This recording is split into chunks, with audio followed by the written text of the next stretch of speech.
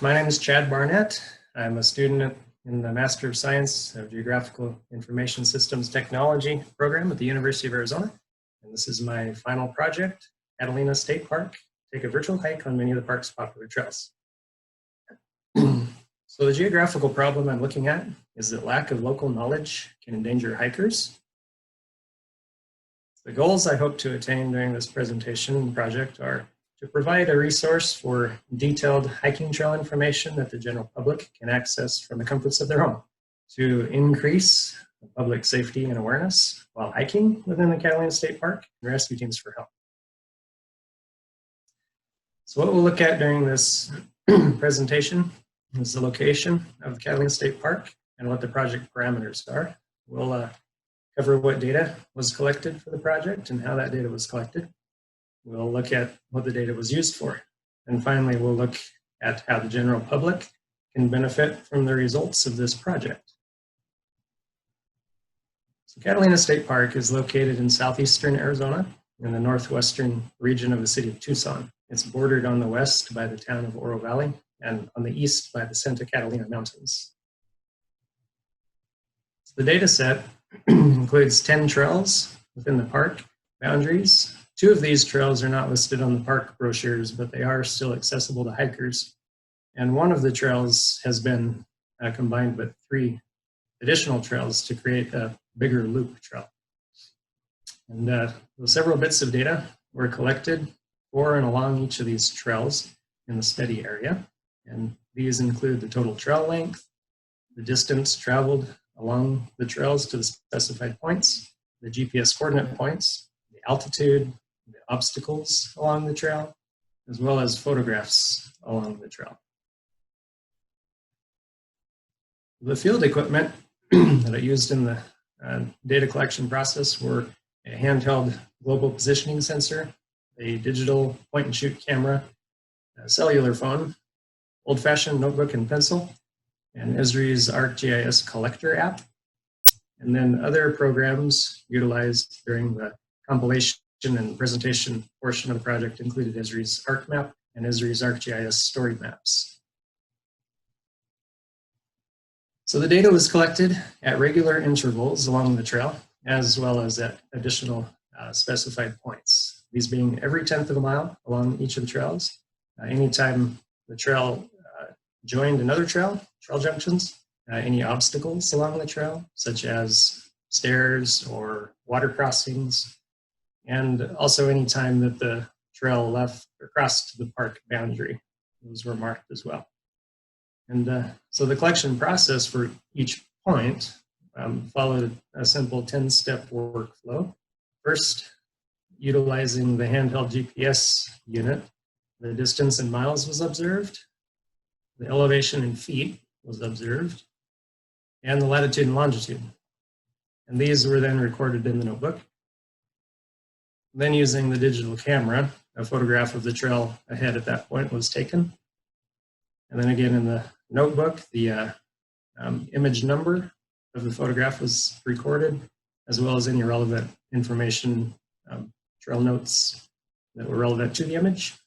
And then finally with the cell phone in the ArcGIS collector app, the point was marked in the program.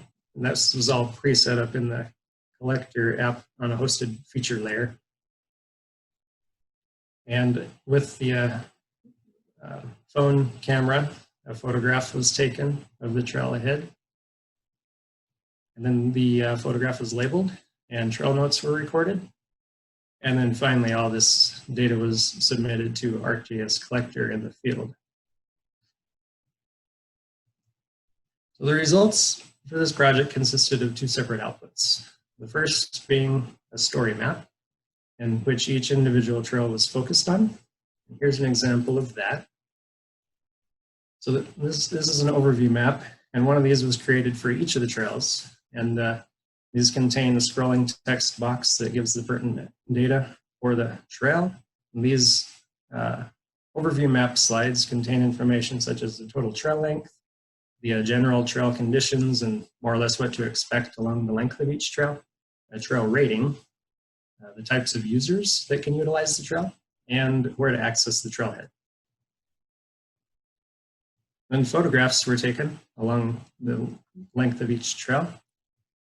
And these slides contain the data in the text box that basically the distance along the trail to this point where the photograph was taken, any descriptors of the trail if they're relevant, such as why is in the trail and which way to turn.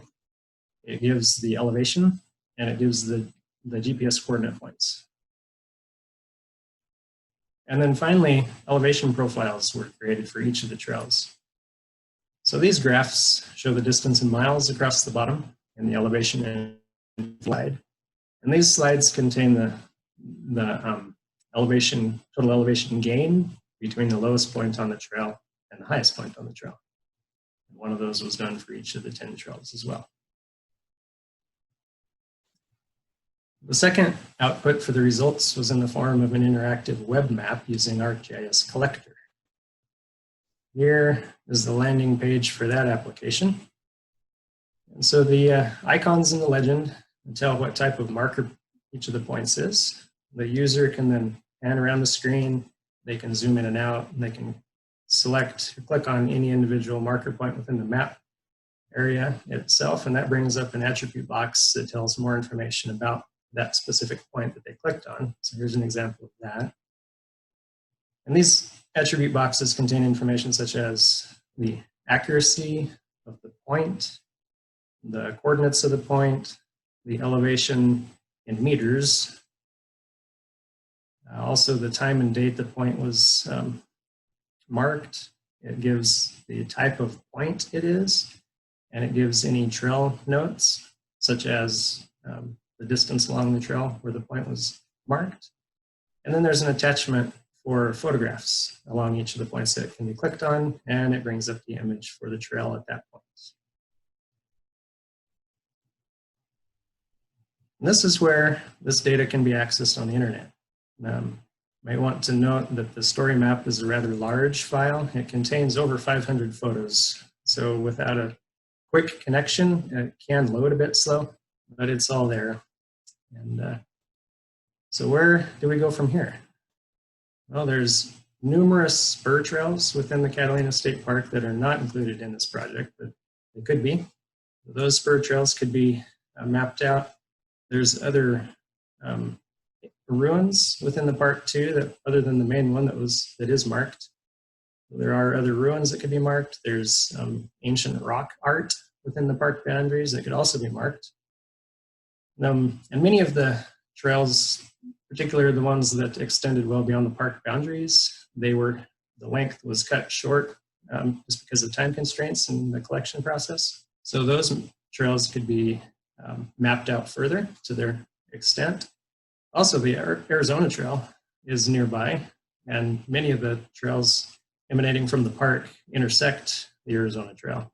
So that could be added into the project as well, and all the intersecting trails. There's many other trails in the Mount Lemmon Wilderness area and the Catalina Foothills area that could also be added. And then finally, the Catalina State Park brochure itself could possibly be updated. They do have their trail information and maps, but they're a little on the vague side. So back to our geographical problem. Lack of local knowledge can endanger hikers. Because so many of the trail users may be winter visitors, and they might not be well acquainted with the local terrain, and these trails can be virtually hiked from the comforts of their home. Because many visiting hikers may base their hiking ability on what they're used to at home, then this tool can help maintain their safety, and while allowing them to make more informed decisions about which hiking trails they may be able to safely complete in person. And because search and rescue crews are regularly utilized to assist stranded hikers that might not have necessarily been prepared for the hike they set out to do, then hopefully this tool can help decrease the need to call them for help. And this in turn can help curb the drain that backcountry rescue missions can incur on the local economy, as well as minimizing the risk to the rescue crew members themselves. So during this presentation, we've considered an issue of safety and preparedness for a set of hiking trails within Catalina State Park. We've looked at which data was collected along those trails and how that was accomplished. And finally, we've seen a tool where a potential hiker can take a virtual hike along the trails and from home, and thereby helping them make a better decision about what they may be able to safely accomplish in person, as well as how this can affect their local economy. So, are there any questions?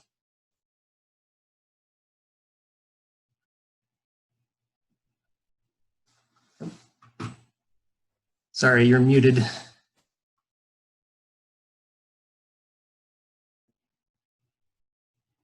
think everybody else is muted still. Oh, here. Oh. Yes, I was saying that there is some kind of a lag There we go. between my sound. And I was just giving you, well, thank you for your presentation. I'm going to